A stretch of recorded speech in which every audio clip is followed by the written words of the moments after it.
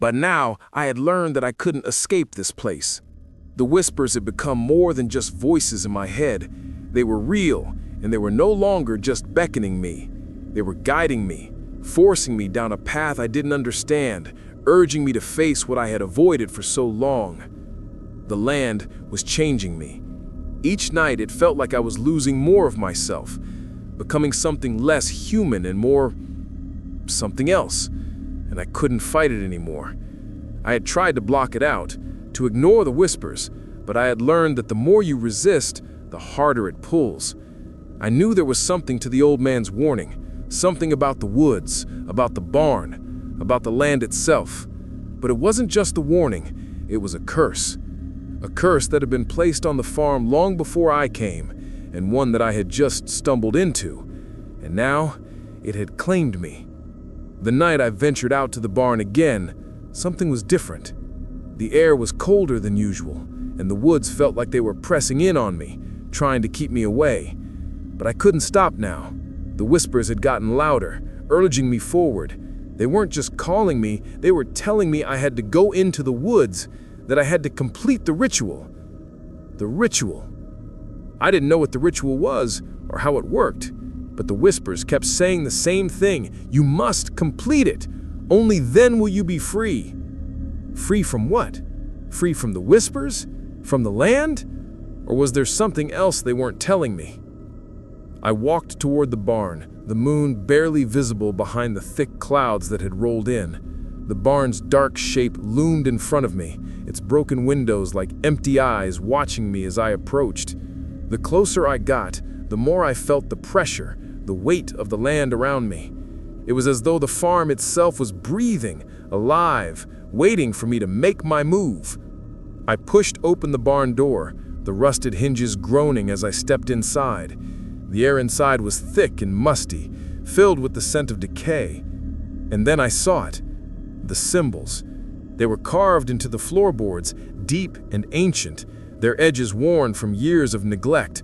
I had seen them before, in the woods, on the trees, but now they were more than just markings. They were alive. I could feel their energy pulsing, thrumming beneath my feet, urging me to step closer.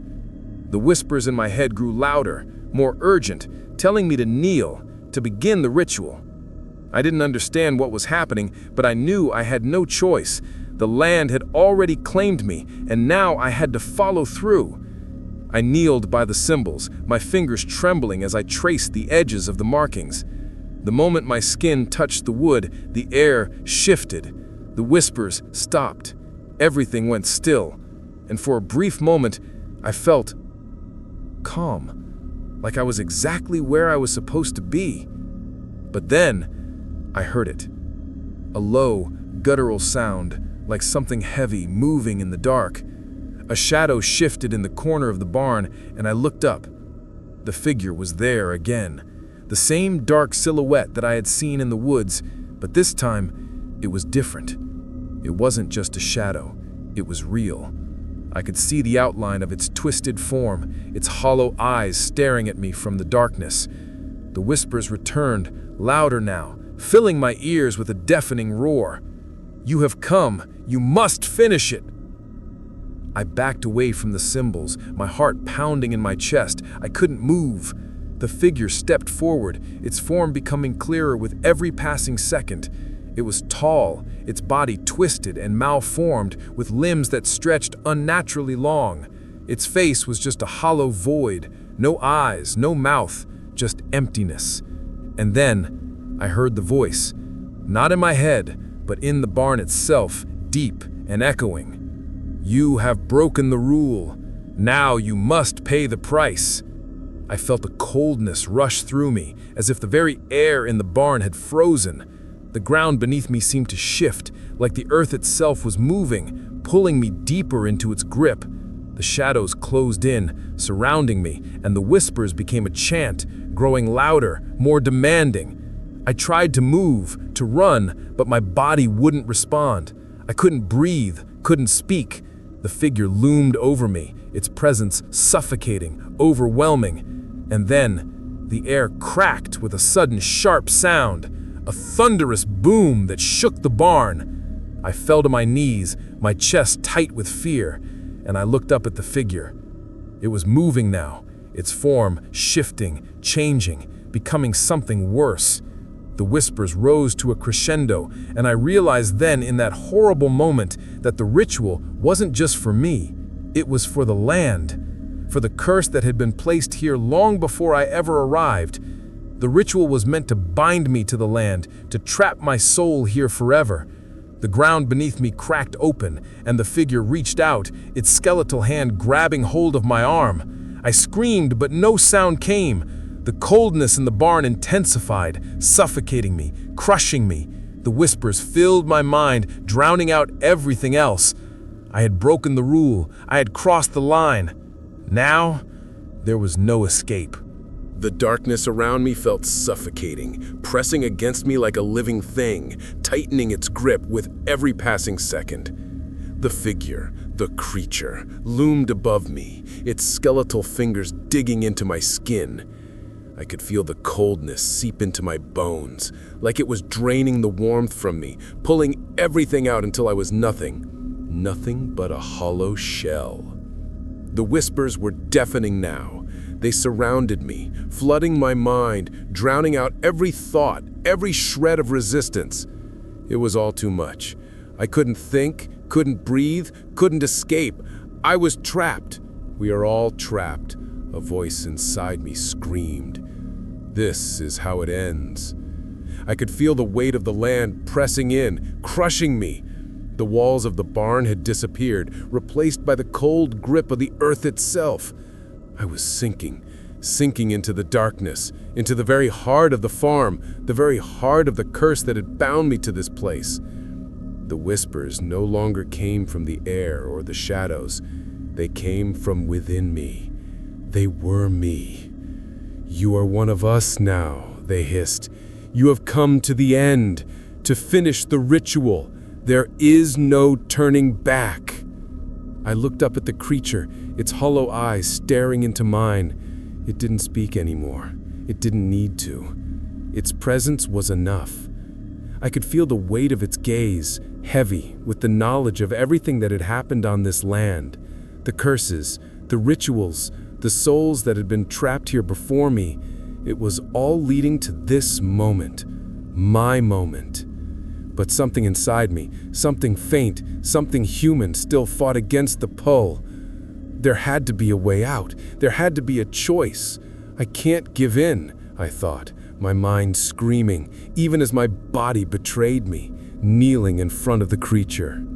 "Make your choice," the voice of the creature echoed in my mind. The words vibrated, twisting everything in their wake. "You have been called.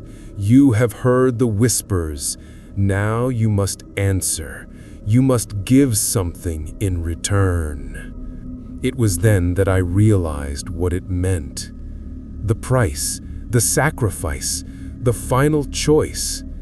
The whispers were clearer now. Sacrifice yourself or someone else.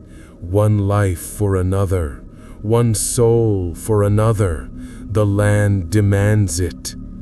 The ground rumbled beneath me, and I could feel the pull of it, the weight of it, pressing down, making it harder to breathe. It wasn't just the land I was bound to anymore. It was the curse. It was them. The spirits, the land, the creature. They were one, and they would take what they wanted. I knew what I had to do. I knew the choice that had been forced upon me. It was simple, really. There was no escaping it, no running from it. I had to choose. The whispers were louder now, more urgent, pressing in on every side. Give yourself, or give another. A life for a life, a soul for a soul. I thought of the people who had lived here before me, the ones who had disappeared, swallowed up by the land, the ones who had broken the rule. I had heard their whispers. They were here, with me. But who would I choose? The cold, the pressure, the weight of the decision was unbearable. I had to sacrifice someone. But who? I thought of the old man, the one who had warned me. He was long gone, but his words still haunted me. Had he been a part of this? Was he another victim of the land's curse? I thought of leaving, but I knew that was impossible. No one leaves this place, not unless the price was paid. Then it hit me, the truth. I was the one who had been chosen. I had been claimed the moment I stepped foot on this land. The land had been waiting for me, and now I was to complete the ritual. The whispers, the spirits, the land, the creature, they had all led me here, guided me to this moment. There was no escaping it. I had to make the final choice. The price would be paid one way or another. The spirits, the land, the creature, they wouldn't stop until they had what they wanted. Who would I sacrifice? I looked around the barn, the shadows closing in, and then the whispers became a chant, a single word echoing in my mind, pulling at me. You. It was me. I was the sacrifice. But something in me resisted. Something human, something alive fought against it. I couldn't give in. I refused. I reached for the old, rusted knife I had found in the barn earlier, buried in the dirt. It was sharp, its metal reflecting the dim light of the barn. My hand shook as I gripped the hilt, the whispers growing louder, urging me to end it. But I couldn't. I wouldn't. And then a voice broke through the chaos. Not a whisper, but something louder, something real. Don't do it. I froze, the knife trembling in my hand. I turned, expecting to see the figure again, the creature that had been guiding me, the thing that had trapped me in this nightmare. But it wasn't the creature. It was him, the old man. He was standing in the doorway of the barn, his face grim, but his eyes filled with something I hadn't seen before. Hope. You're not the first, he said, his voice ragged. There have been others who came before you, and I was one of them. I stared at him, unsure of what to say. The barn was cold, and the whispers, the shadows, they were closing in, demanding my decision. You don't have to do this, he said, taking a step forward.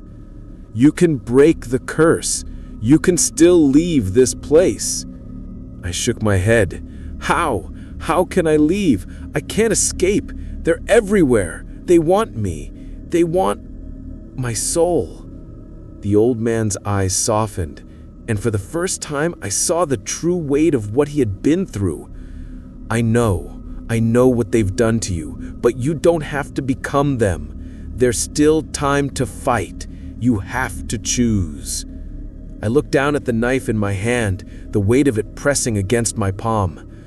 The whispers, the curse, it was all a choice. And in that moment, I realized something else. The final choice wasn't about who to sacrifice. It was about whether to break the curse or let it consume me completely. I made my decision. I was going to fight. I could feel the weight of the land pressing down on me, the curse wrapping around me like a shackle. The whispers were louder now, more frantic, echoing in every corner of my mind. They demanded I finish the ritual. They demanded I choose. But I couldn't let them win. I wouldn't become one of them. I wouldn't be swallowed by the darkness. I turned away from the figure of the old man, my eyes locked on the twisted symbols carved into the barn floor. The whisper screamed in my ears, urging me to kneel, to complete what had been started. But the old man's words rang out in my mind. You don't have to do this. You can still fight. And then, in a moment of clarity, I knew what I had to do. I held the knife in my hand, but I didn't raise it. I didn't bring it down on myself or on anyone else. Instead, I turned the blade toward the symbols. The cold steel dug into the wood as I slashed through the markings, cutting deep into the surface. The moment the knife touched the cymbals, a deafening sound tore through the barn, like 1,000 voices screaming in agony, a sound so intense it felt like it was ripping apart the very fabric of reality. The shadows in the barn seemed to writhe as if in pain. The air grew thick, heavier than before, pressing in from all sides. The ground beneath me trembled, and for a brief moment I thought the entire barn would collapse. But the whispers, the voices, began to fade, growing quieter, softer, until they were nothing but an echo in the distance. I had done it. The curse was breaking. The land, the spirits, it was all unraveling. The shadows that had haunted me, the oppressive weight that had clung to the farm, everything was starting to dissolve. The air cleared, the room warmed, and the sense of dread lifted just enough to let me breathe again. But it wasn't over. I looked up, my eyes still adjusting to the change. The barn, once dark and suffocating, was now filled with a strange light, soft, ethereal, like dawn breaking after a long night. The old man stood there, watching me, his face no longer twisted in despair, but filled with something I couldn't quite place. Hope. Peace. "You've done it," he said, his voice calm, though I could see the weight of everything he had endured still lingering in his eyes. "The curse is broken." I took a step back, my heart still racing, the knife slipping from my hand. I had done it. I had broken the cycle. But as I stood there, I realized something. I hadn't just freed myself. I'd freed the others too. The ones who had been lost, trapped by the farm's curse. The spirits, the ones who had lingered in the barn, in the woods. I could feel them now. They were moving on, leaving, finally at peace. For the first time since I had set foot on this cursed land, the air felt light. The shadows were no longer threatening. The whispers were gone, replaced by a soft, calming silence. It was over. But as I turned to leave the barn, my hand brushing against the doorframe, I heard a faint voice. Just one word. Wait. I froze, my heart skipping a beat. The voice was soft, familiar.